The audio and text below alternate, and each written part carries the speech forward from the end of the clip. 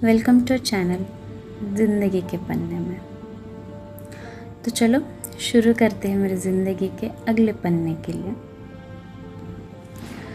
तो हमारे बीच लेटर्स का सिलसिला चल रहा था। मैं अपनी हर बात उस तक पहुंचाती थी और वो अपनी हर बात मुझे लिख कर भेजता था। लेकिन एक प्रॉब्लम अभी भी थी, हर बात के लिए इंतज़ार करना पड़ता था। मेरे लेटर्स उस तक पहुंचने में दिन लग जाते थे और उसका जवाब मेरे पास आने तक कई बातें पुरानी हो जाती थी। फिर एक दिन उसने मुझे एक गिफ्ट दिया, एक नोकिया फ़ोन।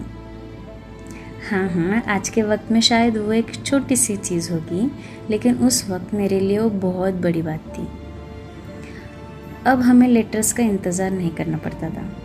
हमारी बातें बढ़ने लगी, कभी लेक्चर्स के बीच में, कभी रास्ते में चलते हुए, कभी घर पर जब कोई नहीं होता था। हम चुपके चुपके घंटों बातें करने लग गए। देखते ही देखते हमारे साथ को लगभग 2 साल हो चुके थे। लेकिन अजीब बात ये थी, हमारे रिश्ते की अब तक कोई पहचान नहीं थी।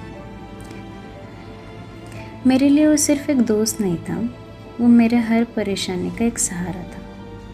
एक ऐसी जगह जहाँ मैं बिना डरे अपने दिल हल्का कर सकते थे। उससे मेरी ज़िंदगी की हर छोटी बड़ी बात पता थी और शायद इसी वजह से मुझे कभी एहसास ही नहीं हुआ कि कब उसकी आदत मेरी ज़रूरत बन गई। सच कहूँ तो मैंने कभी सोचा ही भी नहीं कि मुझे उससे प्यार हो सकता है,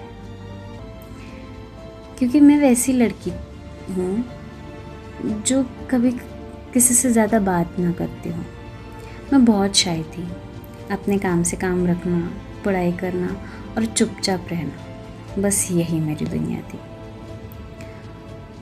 उसने कई बार मुझसे कुछ कहने की कोशिश की, कई बार उसकी बातों में कुछ अलग सा एहसास होता था, लेकिन मैं हर बार नज़रअंदाज कर देती थी। मुझे लगता था उसे मेरी सारी परेशानियाँ पता है, शायद वो सिर्फ सिंपैथी में ऐसी बातें करता होगा। प्यार? नहीं, मुझे लगा ही नहीं था कि ऐसा कुछ हो सकता है। लेकिन मुझे क्या पता था कि जिस एहसास को मैं दोस्ती समझ रही थी, वही धीरे धीरे प्यार बन रहा था। और उसका एहसास मुझे बहुत देर बाद से होने लगा। और फिर एक दिन उसने आखिर वो बात कह दी जिसे मैं 2 साल से समझ ही नहीं पाई थी। अभी तक मेरी बातें सुनने के लिए और मेरे साथ बने रहने के लिए शुक्रिया। मिलते हैं अगले एपिसोड में और मेरे ज़िंदगी के अगले पन्ने के साथ। तब तक के लिए by two all. Thank you.